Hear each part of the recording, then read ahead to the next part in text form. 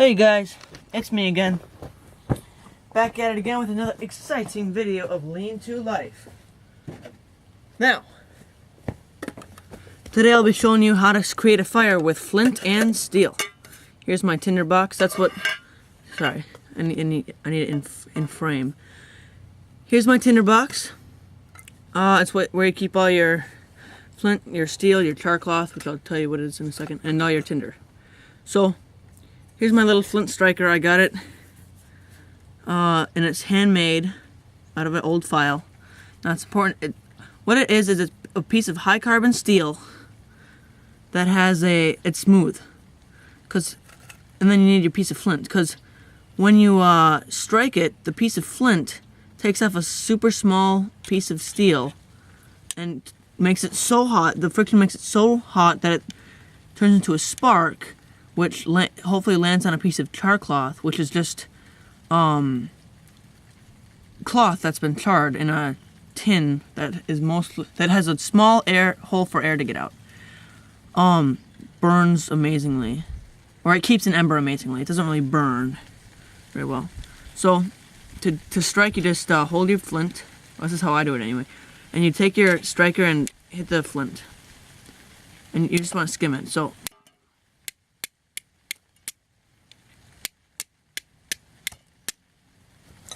Now, you can see them a lot better in the nighttime, but there are little pieces of sparks coming off. Now, what else I have in here? So I got the char cloth, and then I've got these little shavings. So I got these little twigs, which are pieces of fat wood, which is like pine. That the pine resin is infused in there because there was an injury in the tree, and it burns so well, just amazingly. Like, you light the tip of that and it's like better than a match. And then these are shavings from fat wood that I took off with a hand plane, so super thin. Now before I start, I want to tell you, to start a fire, you want to have some basic types of kindling. Kind of like a school supplies list is how I call it. So you have your little pencil lead, the lead inside your pencil kindling. And then you have your pencil sized, which is this and this thickness, and your magic marker size, like right here. By the way, I split this earlier. And you want it to be softwood so that it catches a flame easier. Your magic marker sized, or which might actually be better represented by this. This is all wet though. You know. So. This, and then you want your super ginormous fat Sharpie sized, which is this size, and this is pink like this because it's Eastern red cedar. It's beautiful stuff and it smells pretty darn good. And then you want your bigger logs. So yeah, you want a good supply of most of those. Oh, and you got your pencil and your paper. Your paper is like your kindling. That can get lit just with a match, or in this case, by your tinder. And birch bark is a good paper or tinder as well. So,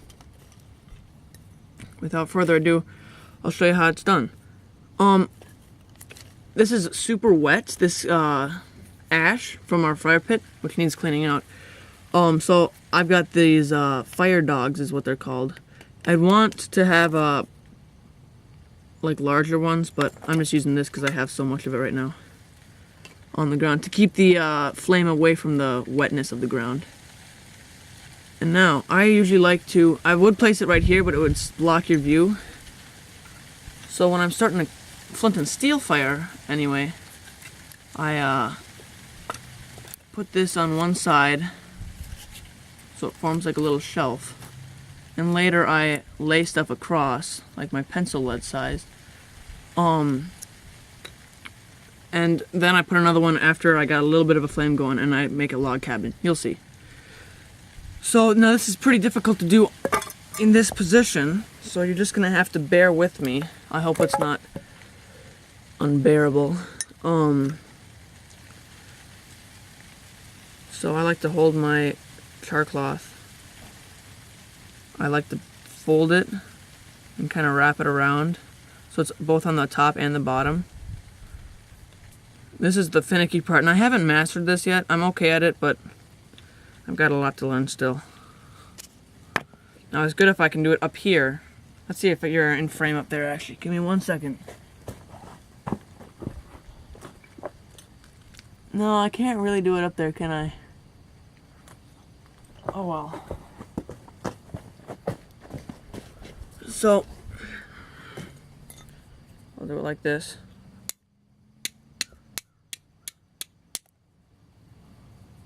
A little piece just came off. Okay, a little spark hit the char cloth, and this is what it does. It kind of burns like that. Pretty cool. Burns very well. Don't blow on it until you're ready. So put that there. Get out your tinder. I should have got this out earlier. Your paper type stuff.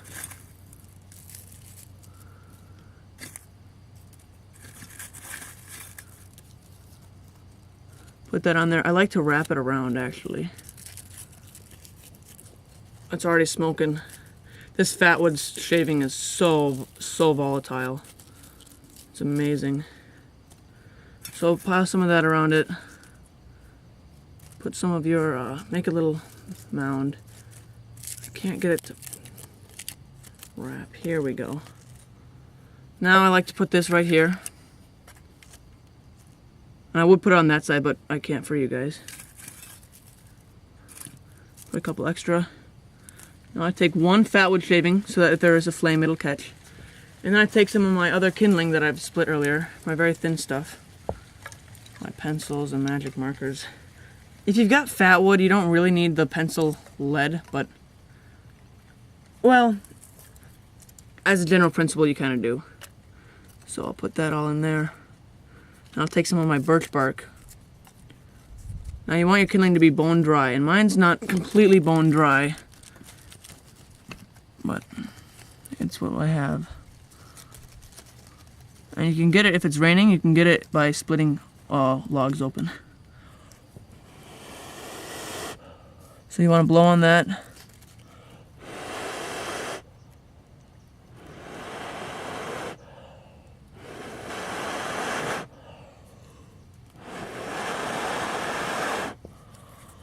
More smoke is a good sign.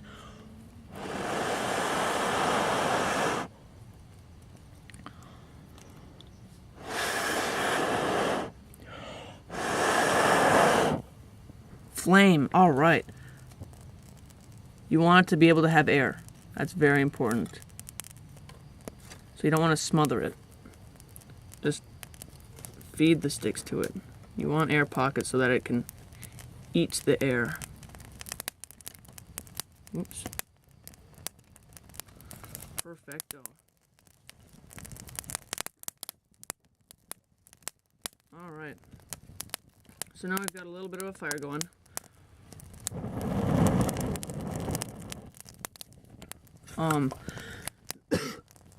So now it's time for me to add my beautiful Eastern Red Cedar kindling. It's kind of a shame to be burning such beautiful wood, but oh well.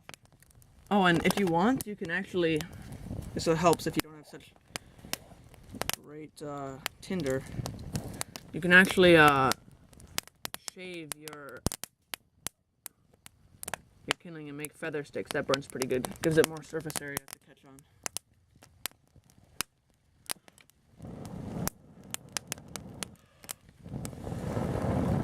I hope you can see this all right with the smoke.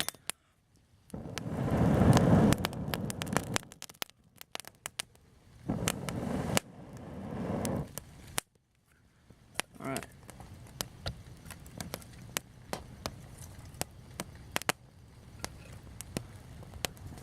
Looking good. Sometime I'll show you how to start a fire with a, in the rain. Once I get a tripod. Right now I've got you on a stump. Oh yeah. The difficulties without a tripod is pretty high.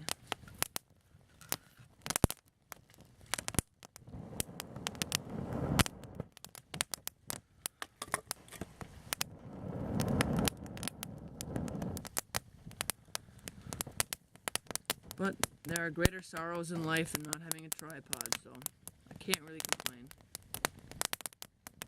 Once you got that, you can start adding your bigger stuff. I like the log cabin style, burns pretty good. And this is all very soft wood, less dense, so it catches easier, but hardwood burns for a lot longer and gives off more heat. So, and I just learned this in a cool book called Norwegian Wood. 1 kilogram of wood, of any type of wood, has the same amount of energy in it as 1 kilogram of any other type of wood, but the volume is different, so that's kind of cool. Unless it's like birch bark or birch twigs, which have oils in them that make them have more energy.